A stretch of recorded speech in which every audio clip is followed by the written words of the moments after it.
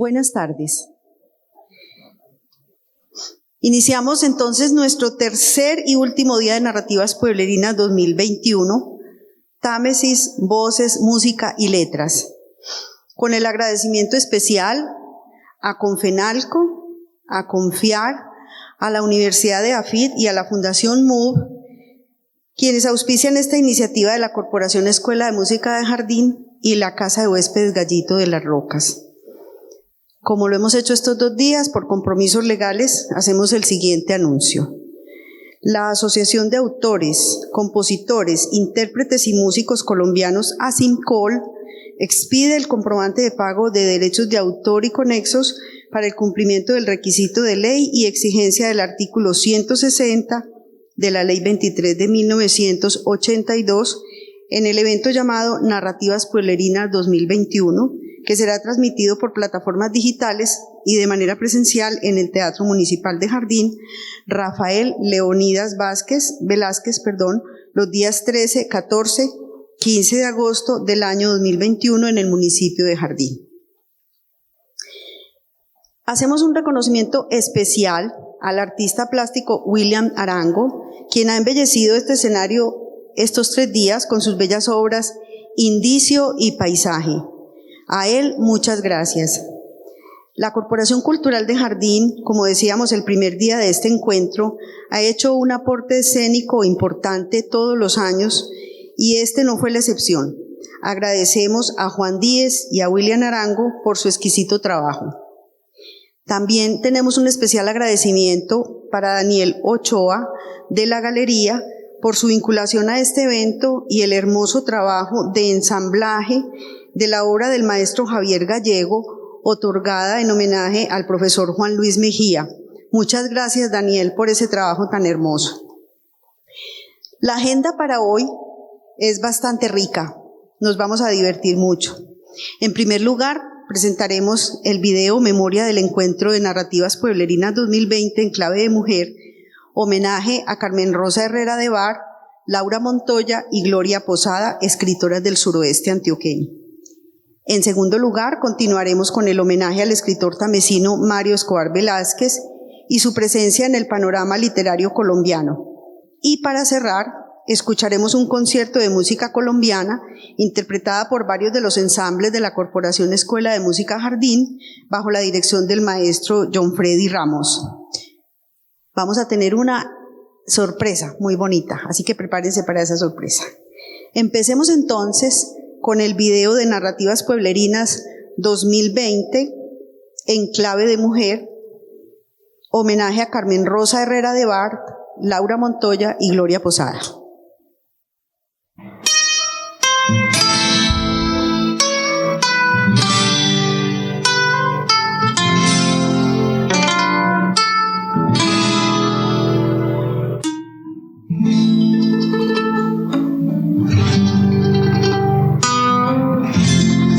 Especial bienvenida a este cuarto encuentro de Narrativas Pueblerinas en clave de mujer, música, literatura y artes plásticas en homenaje a Gloria María Posada, Restrepo, Carmen Rosa Herrera de Bar y Laura Montoya. Narrativas 2020 surge, digamos, con la intención que traíamos las series anteriores de seguir buscando escritores jardineños y decidimos armar el programa alrededor de mujeres escritoras del suroeste. 2 horas diarias de buena conversación a través de la virtualidad, porque la pandemia no le ganará a nuestra necesidad de encontrarnos, de divertirnos, de honrar la vida y la cultura de nuestros pueblos y localidades.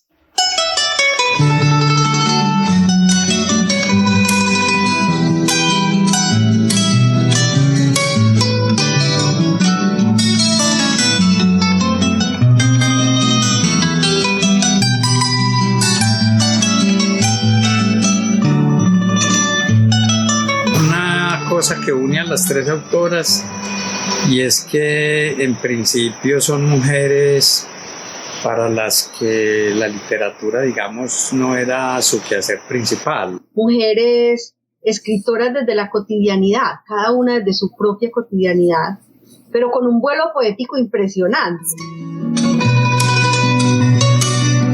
Carmen Rosa Herrera de Barra, persona cálida, cariñosa, con un caudal enorme de imaginación y de expresión. Una mujer pues trabajadora, madre de familia, que saca sus ratos para escribir. Fue una mujer empeñada en su obra, empeñada en la literatura, devota de su familia, de su esposo, pero también pues apasionada por la literatura.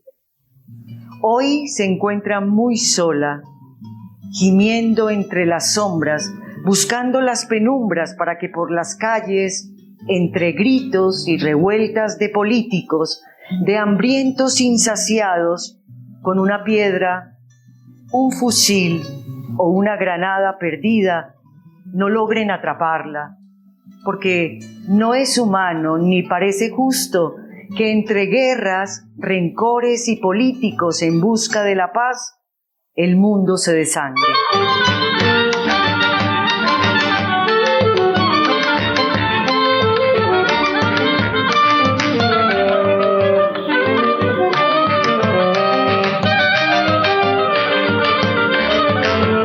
El caso de Gloria Posada, que es una mujer pues contemporánea, viva, y que se lanza y publica una novela pues que obtiene un premio en Medellín. Lobo Cielo es una novela bellísima, bellísima, una de las mejores novelas que tiene Antioquia.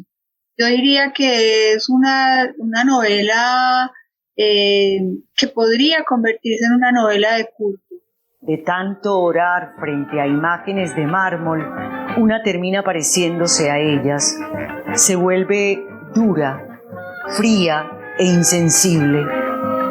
Los ojos mueren de sombras monótonas y el cuerpo se marchita de sequedad cuando las manos impenitentes se cansan de amarnos. La novela narra la historia de esa niña que vive una vida de clausura, 30 años de monja, una vida religiosa que ella no eligió, sino que terminó en el convento escondiéndose del acoso sexual, digámoslo así, que le hacía el papá, y la mamá y un tío la llevan a que se esconda un añito en el convento. La novela entonces hace como una crítica a la religión católica, a la forma en que nosotros también la vivimos,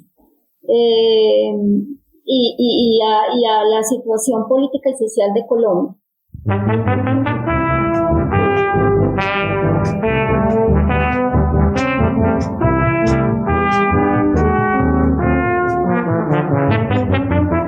Por ejemplo, en La Madre Laura, pues que de nuevo es el caso más conocido, está pues la autobiografía, están sus poemas, están su correspondencia, está también los textos, pues por supuesto, más religiosos. Nosotros debemos de empezar a hablar de Laura Montoya como una intelectual católica, por supuesto, porque para Laura era clarísimo su defensa de la fe, pero digamos es importante como irle dando ese lugar en ese contexto de la literatura antioqueña. Para la época, en ese periodo en el que Laura Montoya escribe, que es principios de 1900 hasta el momento de su muerte, pues con todo lo que implica, casi que sería en el contexto antioqueño la escritora que más produjo, ¿no?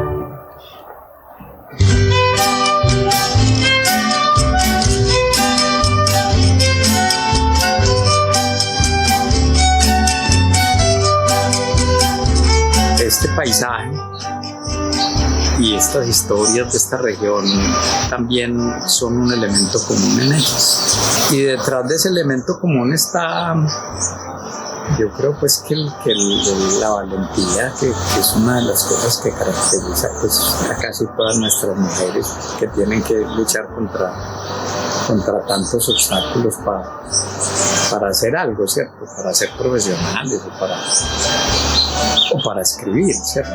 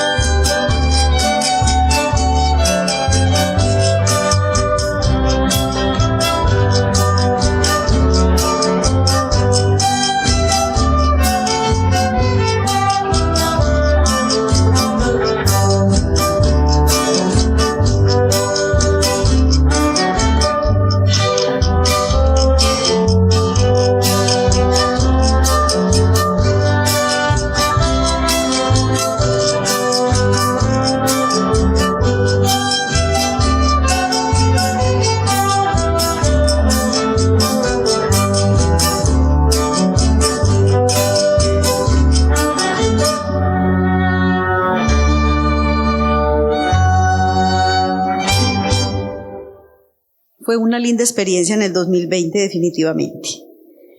Aún a pesar de la pandemia. Muy bien, continuaremos entonces con el homenaje al escritor tamesino Mario Escobar Velázquez. Me equivoqué aquí. A continuación, tenemos esa linda sorpresa que les anuncié, para lo cual invitamos al profesor Jairo Morales y a la profesora Claudia Ivonne Giraldo, quienes nos presentarán la novela Una vida de cualquiera, de Carmen Rosa de Bart. Bueno, buenas tardes. Muchas gracias por acompañarnos y Hola, Jairo. Muchas gracias pues a estas jornadas pueblerinas tan hermosas, qué evento tan lindo, por invitarnos a estar aquí en esta bellísima población. Y pues a la Corporación Escuela de Música de Jardín, porque pues ha puesto la nota más hermosa. Antes de empezar, Jairo, a hablar de esta novela, pues yo les quisiera contar que ambos tuvimos como un encuentro en la Biblioteca Pública Piloto. Jairo trabajaba dirigiendo la Sala Antioquia y yo dirigía 2 talleres, uno para jóvenes que dirigí 22 años y otro para mayores de 60. En ese momento yo pensaba que una persona mayor de 60 pues era algo así. Hoy ya veo cómo eran después de 15 años me di cuenta de lo importante que era ese taller, de lo fundamental que era publicar esas obras que ellos nos presentaban. A mi taller llegó una señora preciosa, ya frisaba los 90 años, y era como la abuelita de todos, porque ahí había mujeres y hombres de 60, de 70, de 80. Fíjense que entre los 60 y los 90 hay 30 años. Entonces cogen y meten a todo el mundo en la misma bolsa, pero no era así. Ella era como la abuela o la mamá de todos. Y era Carmen Rosa de Bart, una mujer robusta, hermosa, siempre iba súper arreglada a los talleres, con sus aretas, era preciosa, y empezó a leernos su poesía. Ella había ya publicado 3 libros de poesía, había publicado novelas, como unas especies de crónicas, pero un día, y yo le había publicado algunos cuentos en las antologías, y un día me muestra un borrador de una novela. Y yo le dije, ¿cómo así, Carmen Rosa? Sí, léela, Claudia Ivonne. Yo la leí y a mí me encantó, me pareció que eso tenía una frescura, que eso había que publicarlo, y me fui para donde Jairo. Jairo también la leyó, también le gustó, y fue su corrector realmente, pues fue la persona que nos ayudó en este asunto de la edición, y así sale la primera edición de Una vida de cualquiera. Y antes de darte la palabra para contar cómo esa experiencia de esa novela, pues les quiero contar que ella nació en Jardín el 8 de diciembre de 1912, pero muy joven se traslada a Medellín. Ella, como muchas mujeres de su época, estudia en la enseñanza magisterio. La enseñanza es un colegio pues Juana del Estonac lo funda en los albores del siglo XVIII, para que las mujeres se educaran y pudieran conversar con sus esposos cultos. Una belleza. Nunca dejaré de admirarme de las buenas intenciones de los hombres. Pero bueno, eso le salió el tiro por la culata, porque allá salí yo y salimos un montón y salió Carmen Rosa. Y ella había fundado la Tertulia del Cuarto Piso y el Centro Literario Antioquia. Había tenido una casa, cuando enviudó, ella pues quedó en la inopia, y había tenido una casa de estudiantes, alquilaba habitaciones a estudiantes, una residencia, lo que se llamaba una residencia, y de eso vivió mucho tiempo. Y había publicado historias sobre las islas de San Andrés y Providencia, cómo se hace un pueblo, en 1978, y una monografía sobre Ciudad Bolívar, y unas crónicas sobre el Chocó que andan perdidas, no las hemos podido encontrar. Ella fallece en Medellín en el año 2000, y aunque padeció un cáncer en la espalda, como un cáncer de piel, que cada rato me mostraba la herida, cómo iba, ella muere realmente de algo muy común en los ancianos, que es como una obstrucción intestinal, una úlcera o algo que se explota y mueren broncoaspirados. Así muere de carroza, gracias a Dios, sin sufrir mucho, porque era una hermosa persona. No solamente era muy inteligente, sino que era muy alegre, y era como el alma de la fiesta, el alma de ese taller. Su pasión fue la poesía, y publicó varios libros de de poemas: Invernadero, Hojas Secas y Galería de Recuerdos, ese último sin fecha conocida. ¿Aló? ¿Sí me están oyendo? Permíteme. Bueno, buenas tardes. Yo creo que hoy no van a necesitar el botellazo de Jorge. Nos dijeron que teníamos 15 minutos. Voy a tratar de cumplir con esto. Aquí el prólogo de esta edición es un texto mío. Sin embargo, no fue escrito exclusivamente para la edición, sino que yo lo había escrito cuando salió el libro, en 1995. Lo escribí no como a la edición que hizo la Biblioteca Piloto, la primera edición de este libro, no para esa edición, sino que después lo leí, me pareció muy interesante, decidí escribir un comentario y que fue publicado en la primera entrega del boletín escrito desde la sala. Yo quiero contar que en la sala Antioquia yo me curé de ese asuntico donde yo venía de solo leer escritores internacionales. Estamos en la Milán Kundera, en fin, los grandes. Y inconscientemente uno despreciaba la producción nuestra. Yo en la sala Antioquia aprendí a valorar la cultura antioqueña en todos los aspectos. Los libros de geografía, Manuel Uribe Ángel, libros de memorias como este, y en todos los campos, los libros de botánica, de Joaquín Antonio Uribe, que es un poeta, además de un botánico. La poesía está en sus textos de botánica, del padre Roberto Jaramillo Arango, un botánico y un poeta también. Yo aprendí a respetar y a querer y a interesarme en eso. Seguí leyendo mi literatura internacional, pero aprendí a valorar. Cuando yo empecé a publicar textos sobre estos autores antioqueños, los amigos me miraban y me hacían comentarios desdeñosos, que porque como así que yo estaba escribiendo libros sobre viejitas de Antioquia. Yo seguía escribiendo mis cosas, no hacía caso. O sobre curitas. Una vez escribí una nota sobre un libro muy hermoso del padre Roberto Jaramillo, no, el padre Carlos Mesa, perdón, que es otro escritor del suroeste que algún día tienen que incluir en estas narrativas. El solo título de ese libro es un poema, Río y tarde van viajando. Entonces yo escribí, entonces los amigos me decían, irónicamente, los que andaban con Milán Kundera para arriba y para abajo, que como así que yo escribiendo notas sobre un libro y un curita. Entonces yo les dije, a ver, muéstrenme un verso de ustedes que sea tan bueno como el solo título de este libro, Río y tarde van viajando, a ver dónde lo tienen. Entonces yo escribí sobre este libro, y creo que lo mejor que puede hacer para evitar el botellazo de Jorge es leer la nota que la editora Claudia Ivonne extrajo. Me parece lo esencial del comentario mío que hace de prólogo del libro. Gracias al esfuerzo de la autora por dejar testimonio de los momentos y circunstancias más decisivos de su vida, algunas cosas de la historia del país no se han perdido para siempre.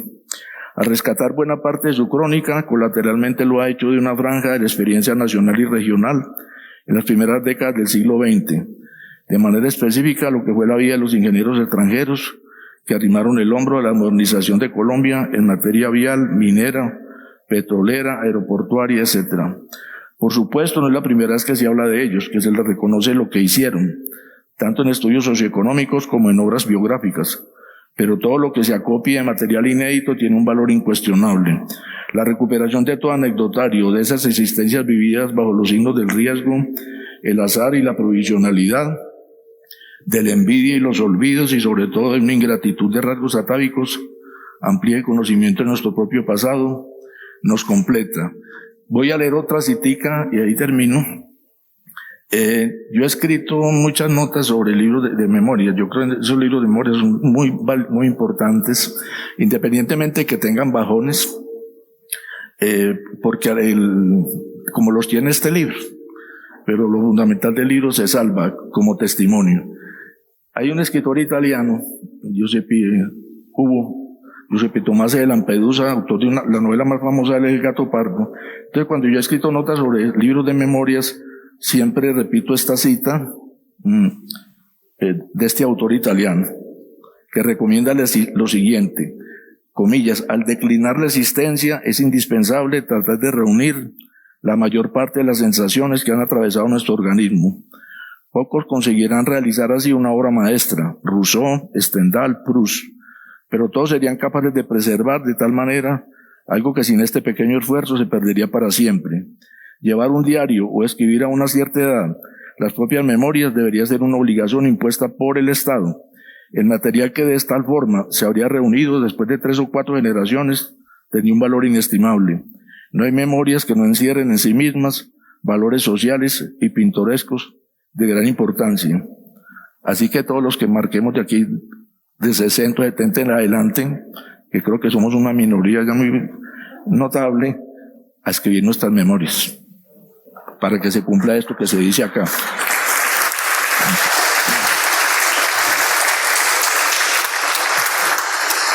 Yo espero que eso que Jairo diga se cumpla, y sobre todo que empecemos a formar investigadores en las universidades que se dirijan a esas salas patrimoniales a buscar esos libros de una sola edición, libros que sacaron en un municipio, que sacó el autor o la autora de su propio bolsillo, pero que nadie más volvió a leer. Y uno se encuentra allí unas joyas desde un punto de vista también muy importante. Es decir, claro, es la memoria social. Cuando yo cuento mi vida, cuando yo hago un recuento, hay un montón de asuntos que, por ejemplo, la novela de Una vida de cualquiera rescata, modos de amar. Entonces, si vamos a hacer una tesis de cómo ama la gente hoy, cuál es el concepto de amor de los jóvenes, en qué se basa ese concepto de amor, entonces hay que ir al pasado a preguntar, bueno, ¿y cómo amaba la gente? ¿Y con base en qué? Entonces, al principio de la novela hay un amor absolutamente idílico, que empieza en la infancia, que se sostiene durante toda la juventud, que está llena de encuentros y desencuentros, de ansias, de añoranzas, hasta que por fin se cumple en el matrimonio. Y es una pareja que efectivamente pues se casó. Ahora, no solamente es eso, sino que hay un poder fundamental en estas obras de mujeres. Y es que todos sabemos que la historia de las mujeres nunca fue contada por las mujeres. Entonces, cuando vamos a leer una obra de una mujer y de una viejita, ¿cierto? Que me parece divino ese término, a mí no me ofende, me parece que está bien, una viejita, uno sabe que ahí va a encontrar un acervo, un conocimiento que nadie más le va a dar. Cuando dejamos morir a los viejos de la familia sin grabarlos, sin preguntarles y cómo era y qué se hacía, esa obsesión de Manuel Mejía por encontrar a sus ancestros y no los pudo hallar porque no había quien se los contara.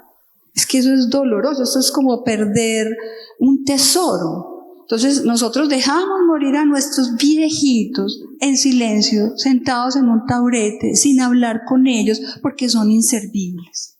Y no vemos que ahí hay un tesoro, y un tesoro de memoria, y un tesoro de conocimiento.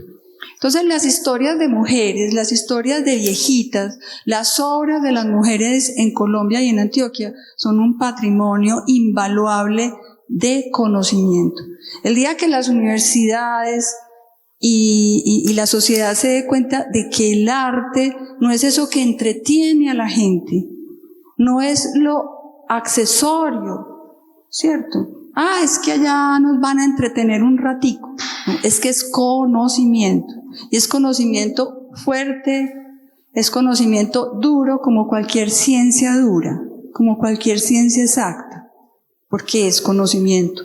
Entonces, yo hago la defensa de la publicación y los rescates de estas obras como Una vida de cualquiera.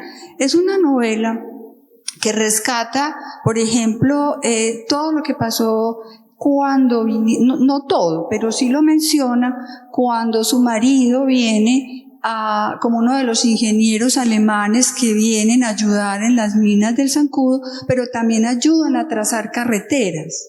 O sea, les ayudan a los ingenieros de minas a hacer carreteras, ¿cierto?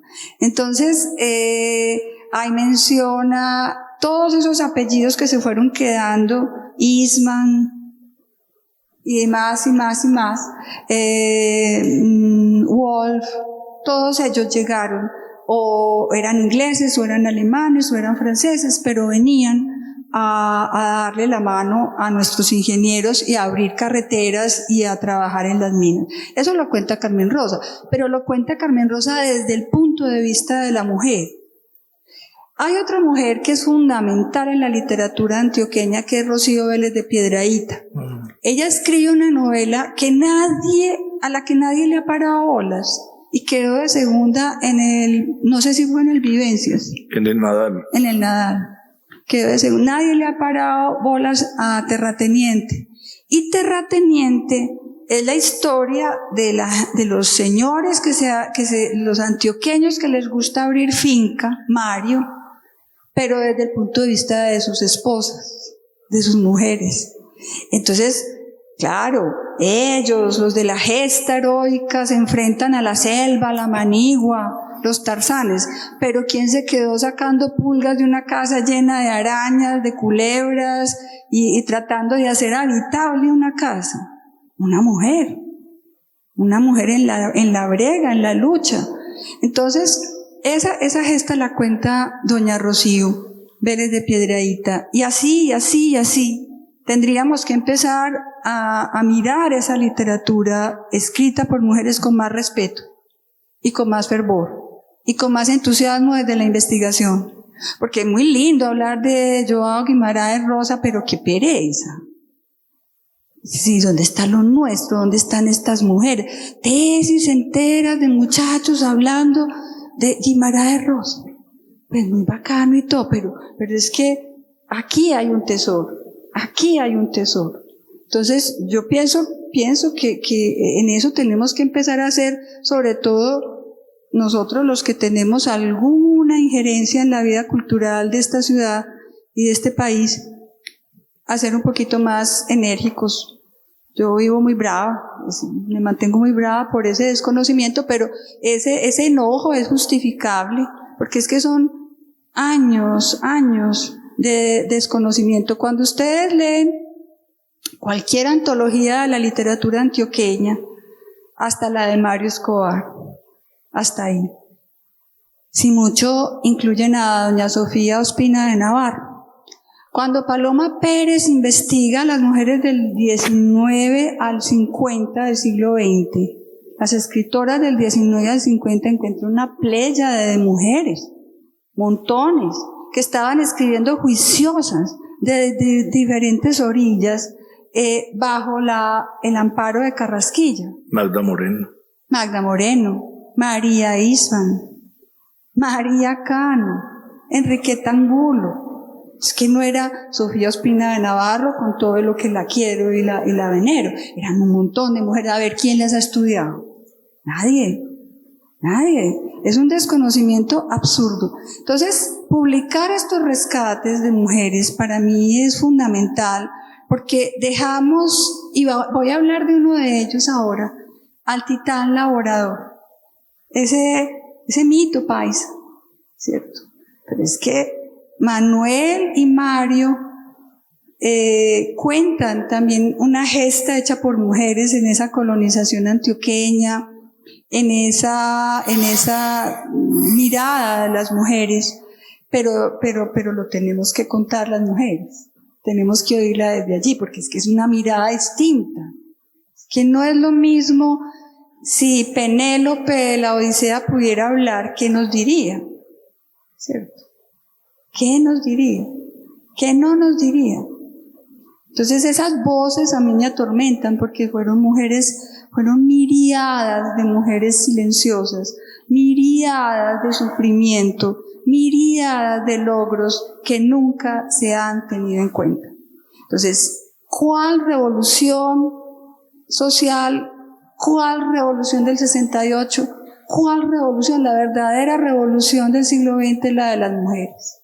No ha habido una revolución más importante en la historia de la humanidad, que haya partido en dos el mundo, la de las mujeres. ¿Cómo así que es que somos el otro de la humanidad y hacemos una revolución como esta? Entramos a la universidad, estudiamos, luchamos por nuestra libertad, y eso no es una revolución, es la más importante y de la que habría que hablar más. Bueno, una vida de cualquiera es un relato de un amor, pero entonces también es un relato de una vida, de una gesta, de una lucha, de una mujer valiente, de una mujer admirable, que desde su lugar, desde ahí, desde ese lugar de la madre, de la escritora, de la amiga, logra dejarnos una herencia que afortunadamente me entregó ese día, porque si no, se hubiera perdido como sus crónicas del Chocó. Pienso, no sé, Jairo, si vos desde tu punto de vista puedes cerrar ya este pequeño homenaje que le hacemos a Carlos. No, yo creo que vos redondeaste completamente, no tengo nada que agregar.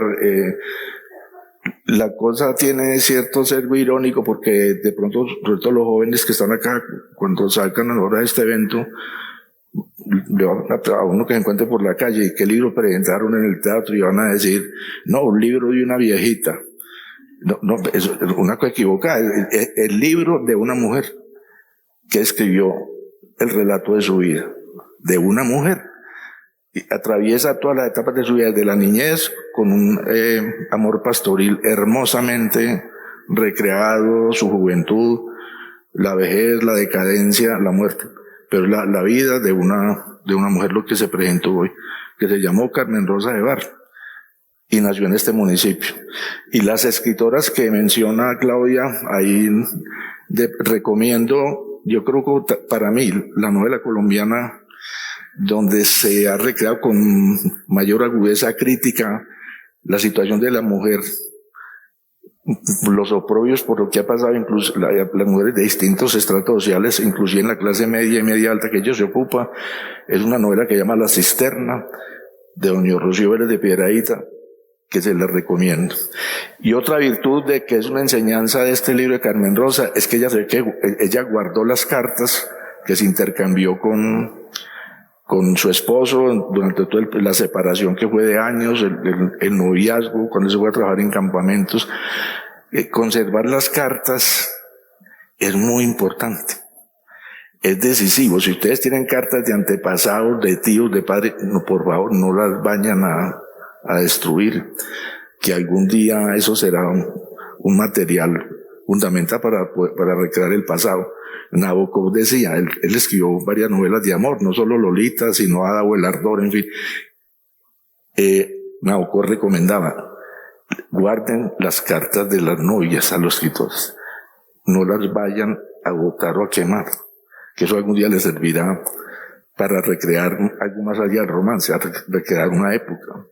Uno no siempre puede guardar esas cartas, porque uno se casa, pues, y ya las cosas cambian, pero, y lo digo porque es que las mujeres, la experiencia mía, lo que he leído en literatura, siempre, las cartas de las mujeres, las cartas de amor siempre son mejores que las cartas de nosotros. Nosotros somos muy pajudos y las mujeres son esenciales.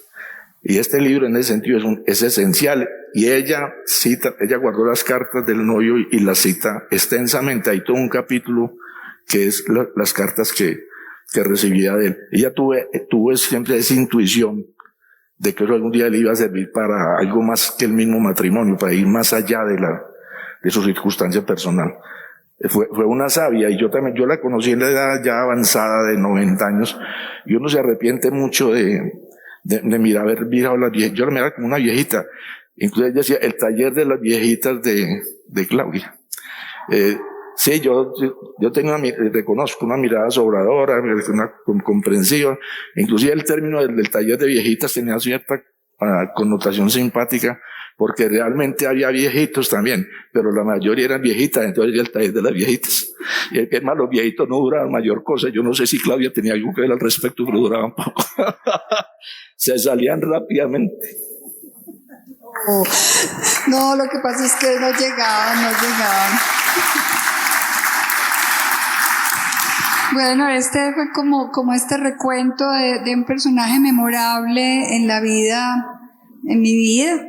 Yo quise mucho a Carmen Rosa, ella me quiso mucho, fuimos buenas amigas a pesar de la diferencia de edad, y cuando Jorge Giraldo llegó allá a la editorial de Afida a decirme, ve, publiquemos este rescate, le dije, pues tan bobo, si ese lo publiqué yo en La Piloto, es que enseñándole a criar hijos a la mamá.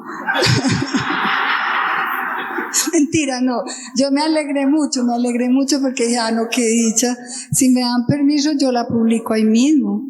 Eso fue una bella sorpresa, y muchas gracias, Jorge, por haberlo llevado a la editorial, y porque pues Juan Luis siempre aceptaba este tipo de rescates, le encantaban, además, le encantan.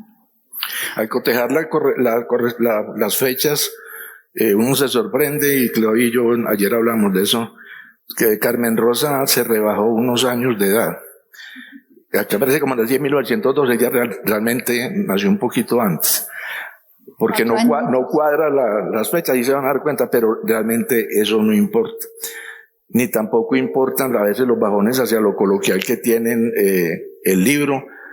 Yo voy a leer una cosita muy cortica de ese, Jorge, te garantizo que no paso de ahí. Es decir, una frase de ella donde la primera parte es de fina construcción literaria, y de pronto el bajón a lo coloquial, pero el bajón a lo coloquial le da encanto. Dice, yo me quedé mirando cómo se deslizaba suavemente el carro entre la densa oscuridad de la calle. Hágame el favor, eso es elegante la factura de la frase. Me quedé de pie, el novio fue a visitarla después de muchos años, entonces ella la acompañó, y yo que cogió el carro y se fue. Me quedé de pie cerca al umbral donde él me había besado. Sentí una emoción tan infinita que me sostenía ahí como clavada al suelo. Fue tan inesperada su actuación y tan desconocida para mí que aún sentía el calor de sus brazos y algo muy extraño que se apoderaba de todo mi ser. Me sentía otra. Veía que todo se iluminaba en medio de la gran oscuridad de esa madrugada. Perfecta la factura. Me vio a la cama, pero ¿quién dijo que se duerme? ¿Cómo le parece esta?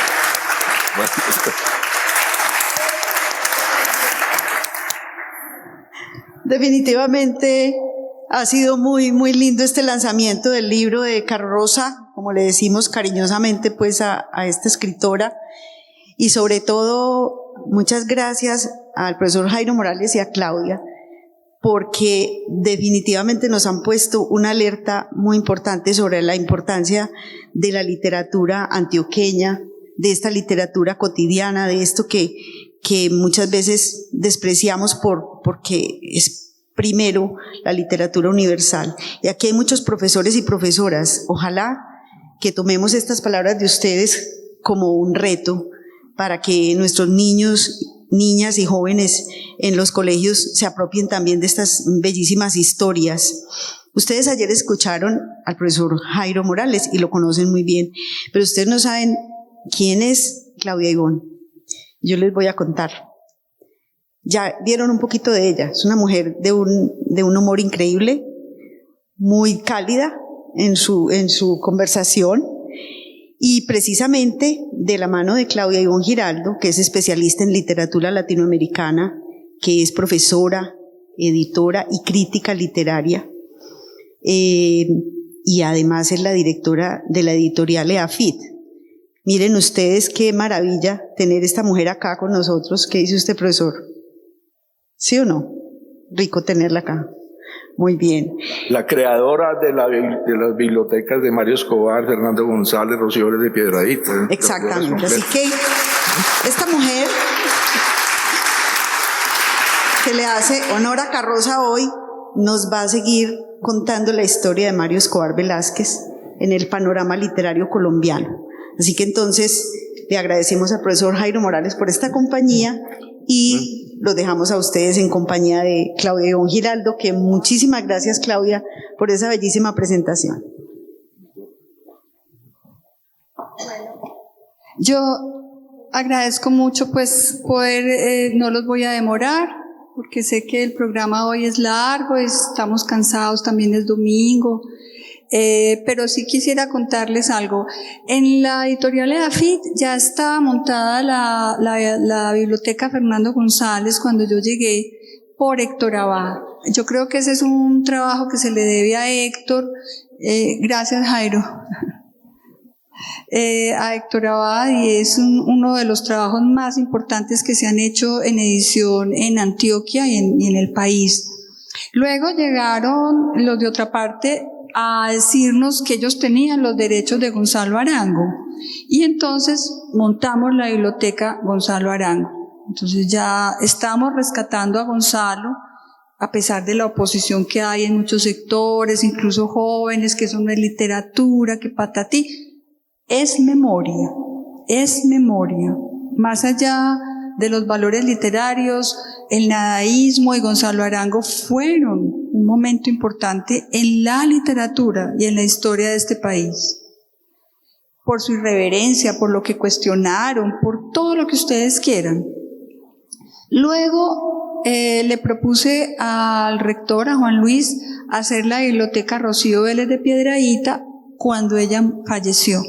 Y dije, pero ¿cómo se va a quedar la obra de Rocío sin rescatarse? Y me dijo, adelante.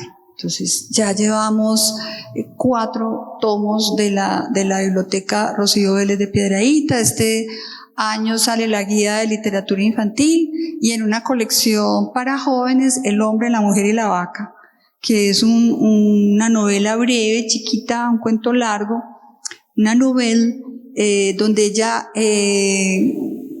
cuenta cómo un campesino y el dueño de la finca dejan morir a la esposa del campesino por cuidar, que está de parto, rodeada de sus muchachitos, sin atención alguna, por allá metida en el monte, porque la vaca Margarita iba a parir y era una Holstein premiada. Entonces se van todos los hombres a cuidar la vaca y dejan a la señora. Pues es una obra donde doña Rocío no dice nada más, cuenta eso y ya uno entiende por qué lo hizo. Luego, la biblioteca Mario Escobar Velázquez, primero fue la Mario Escobar Velázquez, porque Héctor llega y me cuenta que Hilo de Plata va a sacar un libro, que si la va a sacar otro, que si yo quiero sacar otro. Le dije, no seamos pendejos, juntémonos, hagamos una biblioteca para proteger y cuidar la obra de tu papá y que sea bien curada, bien hecha. Una obra, porque yo les quiero contar que para cada edición, cada reedición de estas obras, uno de nuestros editores se le dedica 3 meses a meterse con el texto. Así fue con Carmen Rosa, esa la curé yo personalmente. A ver qué expresión sí, qué expresión no. Ahora estamos hablando con un autor que ya falleció. Entonces hay que respetar absolutamente el texto. Entonces hasta donde sí, hasta donde no. Sobre todo Mario es muy difícil por su peculiar manera de manejar el lenguaje. Entonces ya con Mario vamos con 7 tomos. Y eso es un logro impresionante.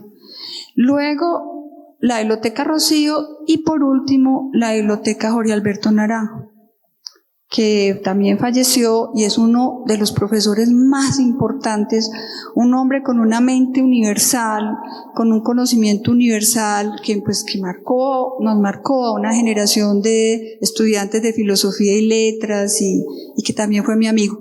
Entonces yo siento como una necesidad de contar que la vida le da a uno unos regalazos que uno no se los imagina, porque yo fui amiga personal de Mario desde que yo tenía 17 años, porque yo fui amiga de Jorge Alberto Naranjo personal desde que yo tenía 19 años, porque yo conocí a Rocío Vélez de Piedrahíta y me llamaba su amiga.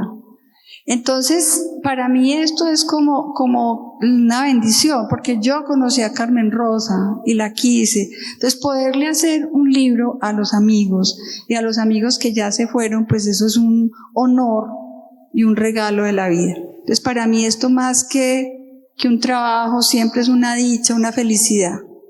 Yo les voy a leer un texto breve, porque pues el tema mío era pensar cuál era la situación o cómo ubicar a Mario Escobar dentro de la literatura colombiana, no antioqueña, sino colombiana. Yo creo que Juan Luis lo hizo muy bien hablando de la literatura antioqueña. Yo no sabría hacerlo mejor, él es un gran conocedor, yo no. Sí les quiero contar pues una anécdota personal, y es que yo conocí a Mario Escobar cuando estaba terminando el bachillerato y mi mejor amiga del colegio era la novia de Héctor. Entonces ella le contó a Mario que tenía una amiga que le gustaba escribir y que le gustaba mucho leer. Le dijo, presentámela. Entonces un día fuimos a la oficina de Mario, que todavía tenía Industrias Maro, y desde allí nos hicimos grandes amigos. Y era una amistad muy hermosa porque él me mandaba cartas, muchas cartas. De Urabá me mandó muchas cartas hermosísimas. Y a la casa me mandaba cartas cuando no se había ido para Urabá, con un mensajero en bicicleta y perfumadas de agua brava. Era hermosísimo. Me invitaba al Café Legris a tomar, que quedaba ahí cerca a la playa, me invitaba a capuchino y me llevaba un paquete de Marlboro. Y conversábamos, y ese hombre era como un Marlon Brando, y yo decía, sí, pero no, porque es que era demasiado atractivo, es que era un hombre fuerte, hermoso, y yo era pues una pelada pendeja ahí, entonces había que tener mucho cuidado. Boba sí no. Pendeja, pero boba no.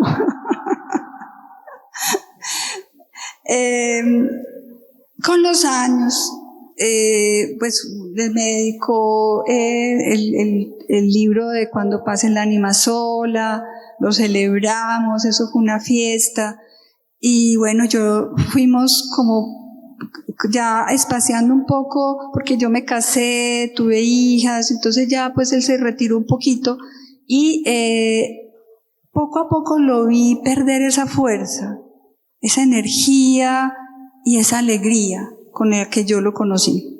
Yo conocí a un Mario de unos 48 años, 51, de una vitalidad, de una fortaleza, de una alegría de vivir. Y después la fue perdiendo, no sé por qué. Yo no sabría decir nada de eso, no me compete, pero eso me duele.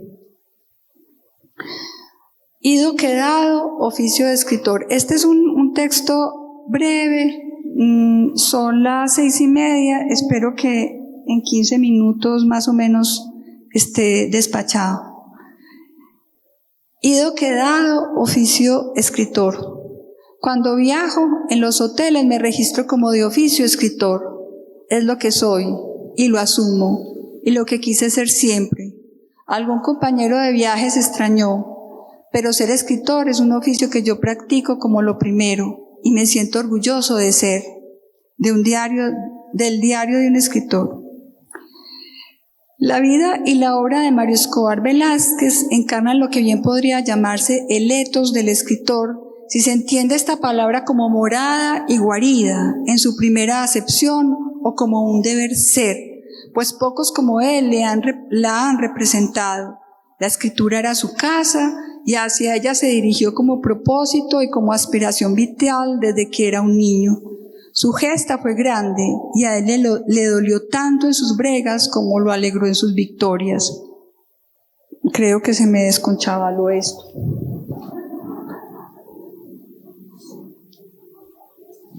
Hombre. Bueno, si no, sigo con otro pedacito porque la idea no es demorarlos. Bueno, parece que se me perdió una paginita. Esa parte es la que cuento, lo que ya contaron Jairo y Juan Luis sobre su vida en Medellín. Ido de la casa muy joven, llegó a Medellín, en donde trabajó unos meses como obrero en la planta de Rosellón de Coltejer, pero no aguantó esos rigores y regresó al hogar.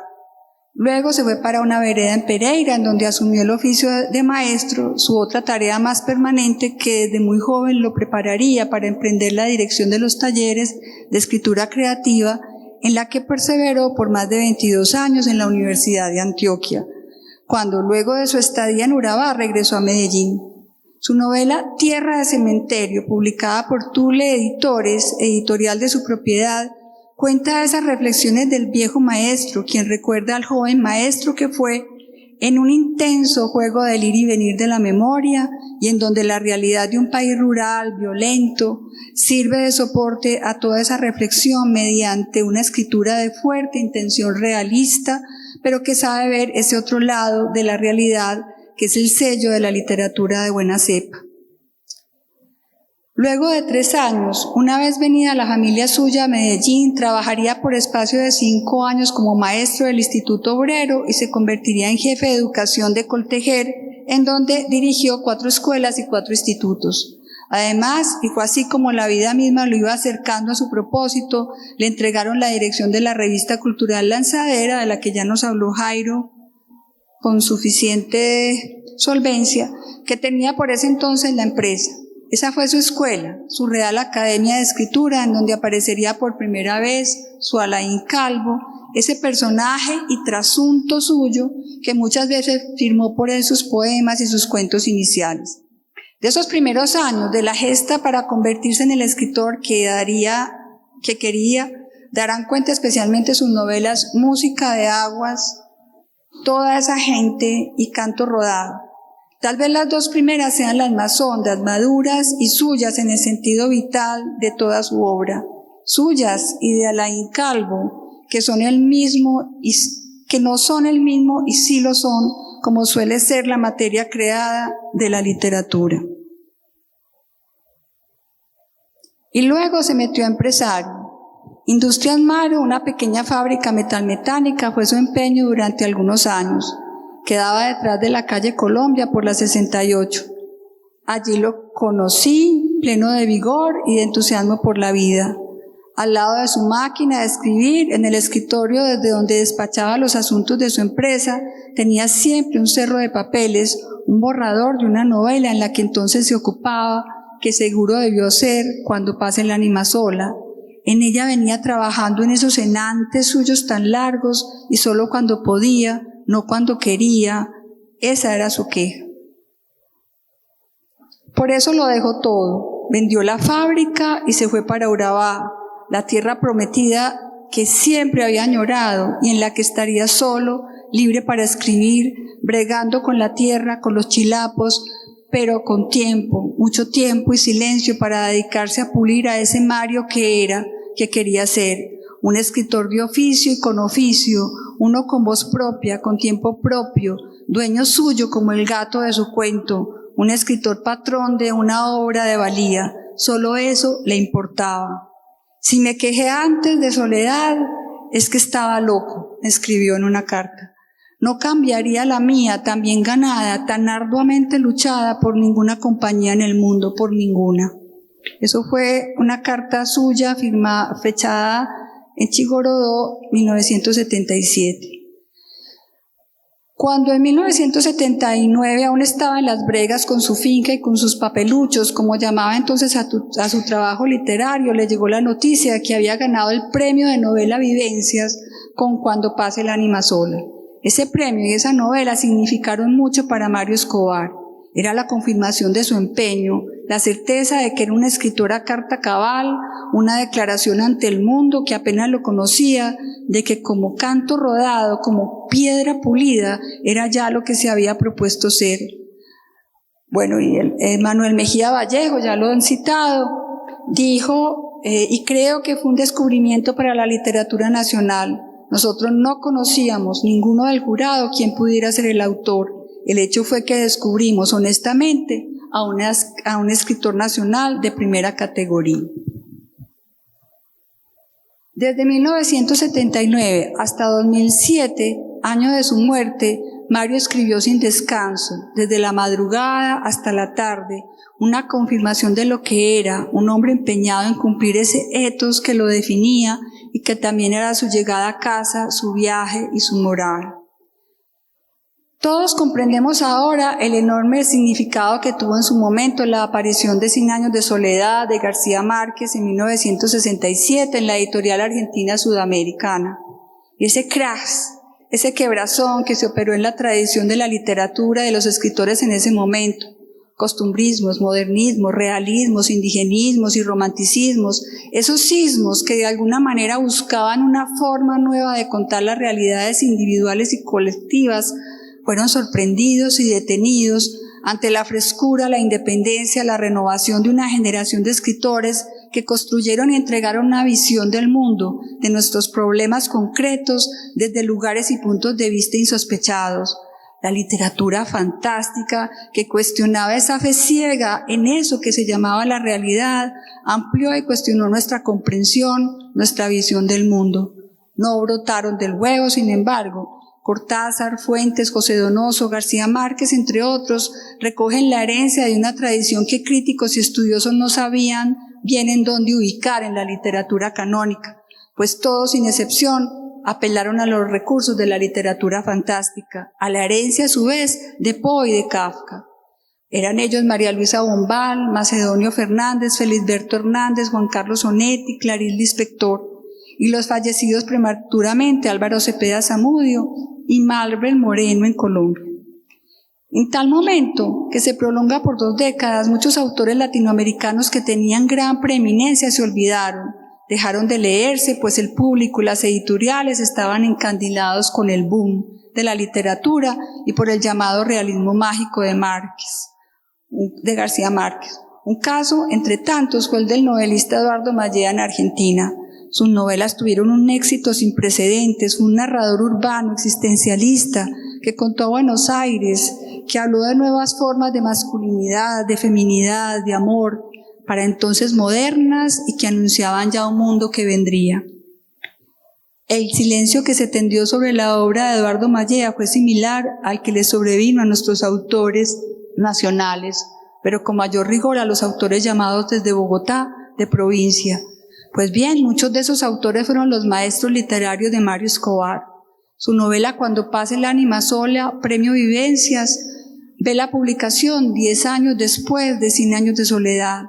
Pero él, gran lector, si bien se interesó y hasta le gustaron algunas obras, pasó la cerca del boom, se alejó de lo que dictaba el canon y sorprendió a un jurado experto con una obra que, si bien recogía una tradición también, la de sus maestros, se tendía con músculo potente hacia una exploración del mundo que resulta hoy de una actualidad sorprendente. Alain Calvo, Entre dos mundos. Mario confesó no haber tenido más maestros que los grandes novelistas que leyó como escritor. Yo leo como escritor, es decir, viendo cómo es la técnica de cada escritor, desentrañando la técnica y aprendiendo. Diría en la entrevista que publicó Luis Fernando Macías en la introducción a los cuentos completos de Mario, que de los muchos maestros que así tuvo, resaltará siempre los nombres de Hemingway, Steinbeck, Joao Guimarães. Resulta hoy iluminador para entender su obra, los tópicos de ella, sus profundas enseñanzas y sobre todo Alain Calvo. Alguna vez definió a Alain como su trasunto, es decir, como su calco, su remedo. Mucho de lo que fue su vida la puso en su personaje y encarnó en él su visión del mundo tan propia y en ella las enseñanzas y la afinidad con sus maestros. Una primera afinidad y semejanza es que, como en aquellos, sus universos de ficción son eminentemente masculinos, con sus códigos de honor, sus conflictos por la propiedad de la tierra y de las mujeres, herederos de la historia de una nación rural y violenta. En ese sentido, tanto Mario como Alain pertenecen a la vieja tradición de la literatura realista latinoamericana, una tradición que también en Colombia y en Antioquia representa F. Gómez y que recogieran a Adel López Gómez allá en el Golfo y Arturo Echeverry Mejía, por no mencionar pues también a Manuel Mejía Vallejo. Pero Mario, buen discípulo al fin y al cabo, observa detenidamente esos viejos valores del varón de las primeras décadas del siglo XX, los vuelve introspección profunda, crítica, duro cuestionamiento. De alguna manera el viejo mundo no les funciona, algo se les opone. Así se inscribe también dentro de las corrientes más progresistas de la literatura contemporánea. Crea un cosmos muy singular, con unos personajes que son mojones entre dos épocas, y así asisten al derrumbe de un mundo que se escapa. Bien interpelan al nuevo mundo que surge, contradictorio, conflictivo. Cuando pase el ánima sola, un hombre llamado Todero, con sabor a fierro y otros cuentos, representan ese mundo y esa paradoja que es Mario, que es Alain Calvo, y que me atrevo a decir muchos hombres y mujeres de esas generaciones y de las nuevas. Algo de esto mismo pasa con el lenguaje que empleaba Mario en su escritura y en su vida diaria. Ciertos dejes y pronuncias que venían de lejos, caminando de otras épocas, de otros tiempos casi arcaicos. Emplearlos y rescatarlos era para él un goce, un reto y una manera de provocar reacciones diversas. A pesar de las críticas que se le hacían en ese sentido, él sabía que en mucho tenía la razón.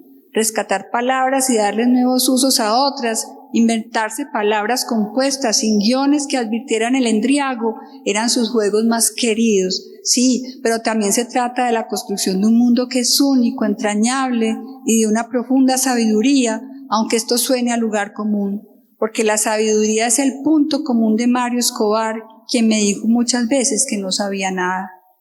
Con respecto al uso del lenguaje, afirmaba que su afán no era la de crear un lenguaje propio, sino el de usar las formas correctas. Amaba el diccionario, descubrir nuevas palabras que pudiera usar de 1000 maneras, y conocía de gramática mucho, pero la entendía con esa manera suya de entender, particular y única, terca, empecinada.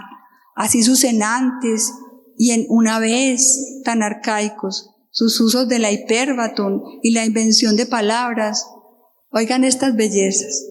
Solitareaban, jocoso seriamente, despaciando, desguarda, simanorreando, amarguró, me emborrachaba diosamente, idoquedado, venoyen y veroír son solo ejemplos entre miles de sus juegos con el idioma y de su búsqueda de expresiones que dijeran sin tanta palabrería lo que quería, lo que se proponía.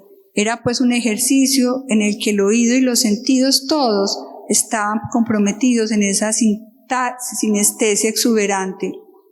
Cuando he escrito que alargué el oído y lo mandé a la calle a patrullar, lo entiendo como extender una mano para tocar lo alejado. Una de sus pasiones juveniles fue la cacería. Luego renunció a ella y la reemplazó por la caza de palabras, presas difíciles y suntuosas en el territorio del lenguaje. Las acechaba con paciencia para aprender sus modos y maneras, sus ritmos y sus cadencias, para adueñarse de ellas y en definitiva ser ellas. Así pues, la palabra, el lenguaje, eran en Mario el mismo Mario. No conozco hasta ahora quien hablara como él, quien trajera en sus palabras tantos sentidos, quien escribiera con esa forma dura de poetizar, que era sin embargo al mismo tiempo hermosa. Y para terminar, les quisiera leer el final de una carta que me escribió y que dice así: y le cuento que nada importa, Claudia, sino escribir. Me parece que ni triunfar importa, y sin que yo haya triunfado ni lo parezca, es o debe ser hasta molesto y cansón, si viera, porque escribiendo es uno como una llama que arde, limpia y pura en medio de la placidez, arde devota para sí misma, con el fin único de arder, y uno no ve sino su propia luz, y no siente sino su fuerza de arder, y no hay ninguna otra razón de ser que la de ser llama. Tulé, enero 12 de 1980.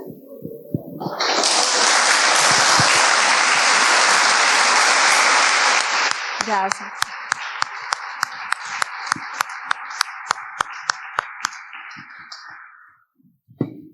Muchísimas gracias, Claudia Ivonne, por este perfil tan bonito que nos has hecho de Mario Escobar Velázquez. Hemos tenido un privilegio muy grande en esta oportunidad y es tener a los amigos del escritor aquí hablándonos de él. No es lo mismo cuando alguien ha estudiado la obra de uno de estos personajes y nos viene y nos cuenta que ha estudiado, pero otra cosa es estar al lado de ellos y poder sentir un poquito de lo que ellos sienten. Así que muchas gracias, profesora Giraldo, también al profesor Jairo Morales, y de verdad muy rico.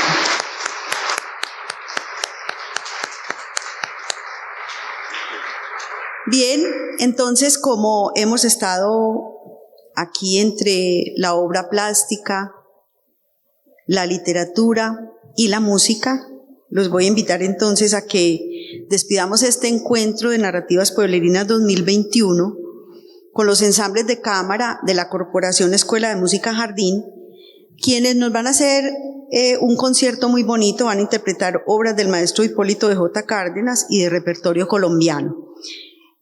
Vamos a tener el ensamble de flauta, piano y voz con María Sofía Guarín, John Freddy Ramos y Nicolás Marín Díaz. Vamos a tener con ellos el siguiente repertorio: Adoro Niña tus ojos, que lo escuchamos ayer en la audición que hicimos con el ingeniero Carlos. Pasillo, canción, Támesis, octubre 30 de 1928. Iban también a tocar Lejos del Hogar, Bambuco, canción, escrito en Támesis el 7 de agosto de 1928.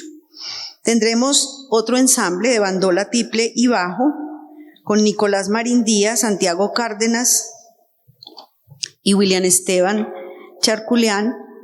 Y el repertorio que ellos nos van a presentar es Fantasía en 6/8 de José Revelo Urbano, Patasdilo de Carlos Vieco, con arreglos de Nicolás Marín Díaz, El Violento de Carlos Vieco, con arreglos también de Nicolás Marín Díaz, Cachipay de Emilio Murillo y arreglos de Nicolás Marín Díaz, y Esperanza de Nelson Ibarra, con arreglos de Nicolás Marín Díaz.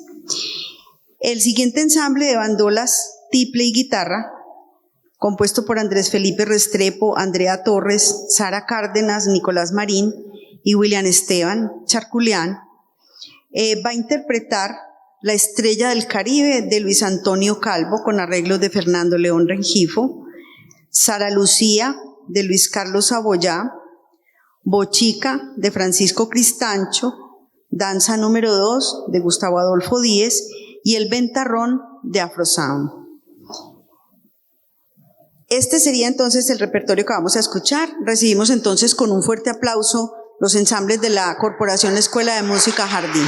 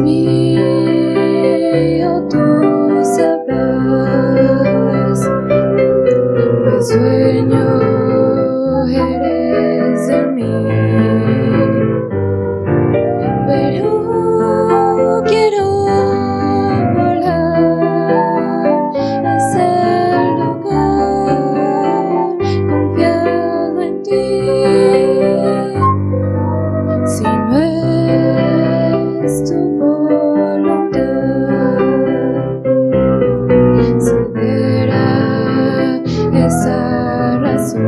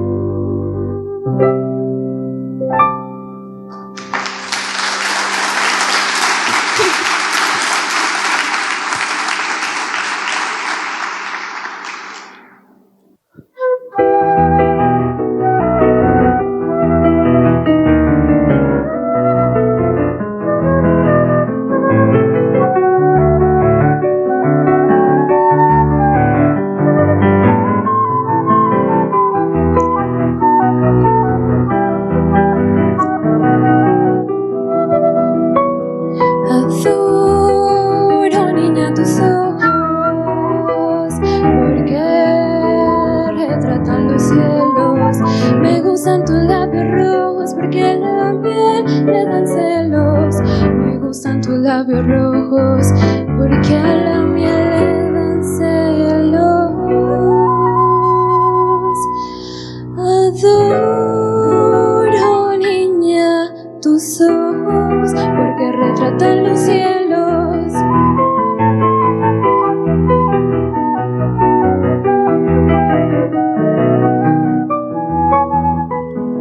Me dan envidia los cielos porque viven en tus ojos, y la miel me causa celos porque está en tus labios rojos.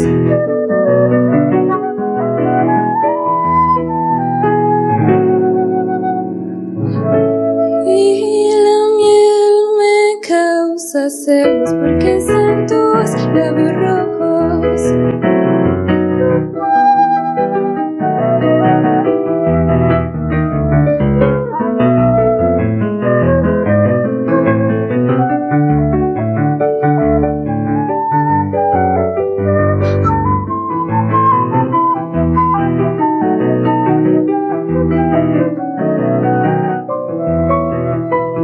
Ante el cielo de tus ojos, el misterio de tus labios, está la ciencia de hinojos y están absortos los sabios.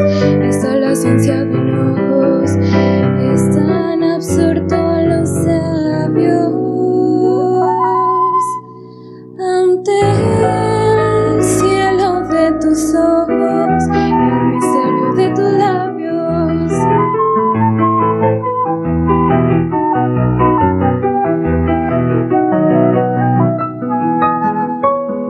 Por eso al verme de hinojos me muero, dicen los sabios. Si no me miran tus ojos, si no me besan tus labios.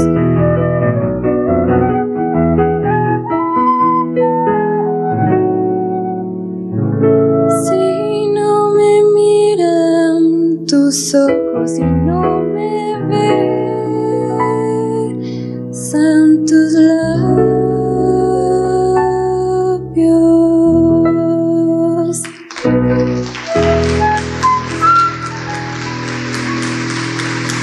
Gracias.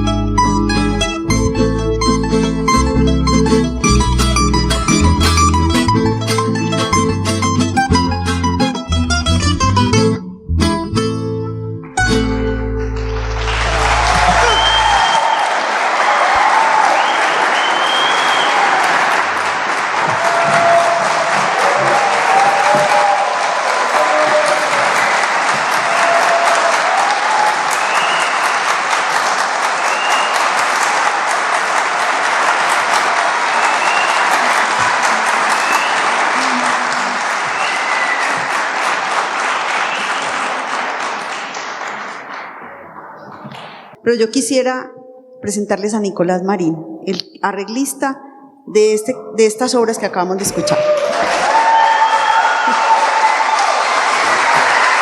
Nicolás, ¿tú cuántos años tienes? 24 años. Escúchenle la voz a este muchacho. Ahorita me lo encontré y me dijo, permiso señora. Y yo, ¿usted dónde sacó esa voz? ¿Qué es eso tan impresionante? ¿Cuánto hace que estás aquí, Nicolás? Aquí en Jardín. En la escuela de música. La escuela de música, así que como no está funcionando. Pero igual no escucha, no, sí, ok. Hace como 8 años. Ahora sí, 8 años. 8 años. Okay. Ya, ¿y estás tocando qué instrumentos ahora? Pues yo soy el director de la parte del área de cuerdas pulsadas, entonces pues yo me encargo del timbre, la bandona y la guitarra. Entonces, Y además de eso interpretas la flauta. y pues sí. La traversa. Sí, la flauta. ¿Algún otro instrumento? Varios, la tuba también. Upa, bueno, este es el chico promesa que tenemos aquí. Muchas gracias, Nicolás. Muchas gracias. A ti.